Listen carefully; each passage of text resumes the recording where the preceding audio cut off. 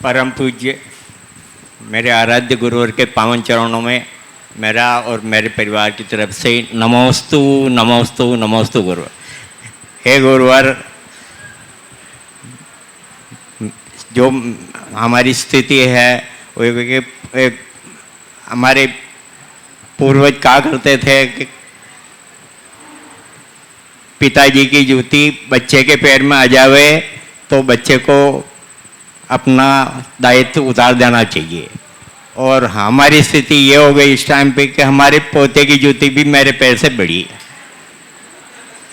ऐसी स्थिति में हमारी दिनचर्या ऐसी बने कि हमारी मृत्यु भी महोत्सव बन जाए। यही निवेदन। बहुत ही महत्वपूर्ण सवाल आपने उपस्थित किया है।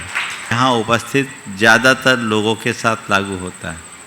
पहले तो मैं आपसे सवाल करता हूँ, आपके पिताजी ने आप पर भार कब सौंपा था? जब उनकी जूतियाँ आपके पैर में समा गई थी तब ना? महाराज जी, उस समय की स्थिति का वर्णन करूँ तो मैं पूछ रहा हूँ, उत्तर दो। उससे पहले 16 के में 4 संभला दिया था। 4 संभला दिया था। हाँ, जाओ खाओ, मेरे पास कुछ नहीं है। बिल्कुल, बहुत सही बात है। ये बिल्कुल यथार्थ कहावत है कि जिस दिन पिता की जूती बेटे के पैर में समा जाए तो समझ लेना बेटा काम करने लायक हो गया है और उसे दायित्व सौंपना चाहिए, आगे बढ़ाना चाहिए। और हमारे पुरखों की यही परंपरा रही और उससे पीढ़ियां आगे बढ़ी। अब तो क्या है, आपने बोला पोते तक की स्थिति आ गई है, लेकिन अभी कमांड हाथ में ही है। ये मोह माया का विस्तार है, इसी में लगे रहोगे और इस वजह से बहुतों की दुर्गति भी हो रही। घर में ही वे अपनों की ही उपेक्षा के पात्र बन रहे। आपने कहा हम ऐसा क्या करें कि हमारी मृत्यु महोत्सव के रूप में परिवर्तित हो। मैं कहूँगा कि संतान अगर समर्थ हो गई है, काम काज को संभालने में सक्षम दिख रही है, तो धीरे धीरे उन्हें परखते हुए, उन पर भरोसा करते हुए अपना दायित्व सौंपना शुरू करें। और जब लगे कि अब ये पूरी तरह संभालने में सक्षम हो गए तो कारोबारी दायित्व बच्चे को, अब पारिवारिक दायित्व बहू को सौंपे। खुद मार्गदर्शक की भूमिका में रहे। बेटे को जब जरूरत हो सलाह दे दे, पर मार्ग निर्णायक न बने। बेटा अब तुम योग हो गए, तुम्हें जो डिसीजन लेना ले, तेरे को जब तकलीफ हो तो मेरे पास आना। अगर आप ऐसी वृत्ति रखते हैं तो बच्चों को उभरने का भी अवसर मिलता है।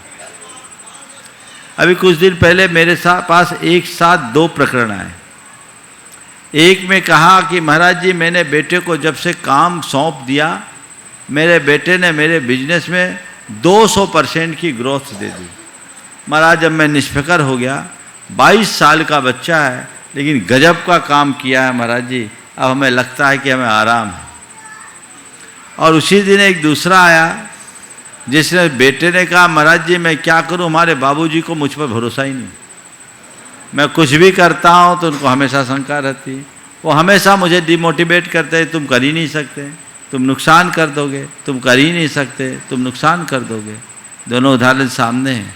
सौंपोगे तभी वो अपनी योग्यता को साबित कर पाएगा, पकड़े रहोगे तो बेचारा अवसर कहाँ पाएगा। सौंपिए, हो सकता है थोड़ा बहुत नुकसान हो जाए, झेल लीजिए, तब तो वो अपनी योग्यता को निखारेगा। दायित्व सौंपना, हाँ, लेकिन ये युग खराब है। दायित्व सौंपना पर पूरा स्वत्व मत सौंपना। अगर साधु बनना हो तो सब सौंप देना, और घर पे रखना है, रहना है तो चाबी अपने पास रखना। बच्चों के आगे कभी हाथ पसारना पड़े ऐसा जीवन मत जीना। हमेशा बच्चों के सिर पर हाथ रह सके ऐसा भाव रखना। बेटा मुझे तुमसे कुछ नहीं चाहिए, तुम कमाओ, खाओ, खिलो, खेलो, तुम्हें जब हमारी ज़रूरत हो तो मुझे याद करना, लेकिन हमें तुमसे कुछ नहीं चाहिए। नहीं तो विजय पथ सिंघानिया का उदाहरण सबके सामने है। ऐसा मत करना, बड़ा आर्त ध्यान हो जाएगा। जब तक घर में हो तो गृहस्थ की शोभा माया से है और साधु की शोभा काया से है। बिना माया के कुछ नहीं होगा, इसलिए अपने पास वो रखो। साधु बन जाओ तो फिर कोई ज़रूरत नहीं, तो उतना अपने पास रख लेना जिससे तुम्हारा अपना जीवन सुचारू धर्म ध्यान के साथ चल सके। दायित्व उनको सौंपो, जिम्मेदारी उनको सौंपो, और फिर धीरे धीरे वानप्रस्थी बनते हुए उत्कर्ष के मार्ग में लगो। त्याग तप आराधना करते हुए अपने जीवन को आगे बढ़ाने की कोशिश करो। जैसे जैसे उम्र बढ़े अपनी साधना को प्रखर बनाओ। महाव्रती नहीं बन पाए, व्रती बनो। जीवन के सार को पाओ और व्रत संयम के पथ पर चलते चलते नित्य भावना भाव मेरा अंत समाधि मरण पूर्वक हो।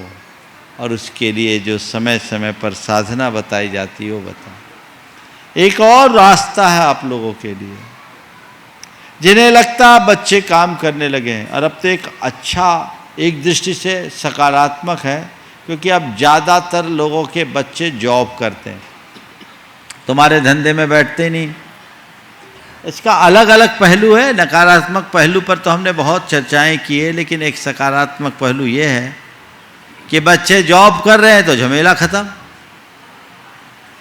तुम अपने पास जो तुम्हारा अर्जित है उसको समेट लो, और अगर तुम्हारे पास ज़्यादा संचित नहीं है तो कुछ ऐसी व्यवस्था कर लो कि रेकरिंग अर्निंग आए, नियमित बचत होते रहे, तुम्हारा खर्चा चलता रहे, और बच्चों को अपने कंपनियों में काम करने दो, और आप भगवान की शरण में आ जाओ, गुरुओं की शरण में आ जाओ।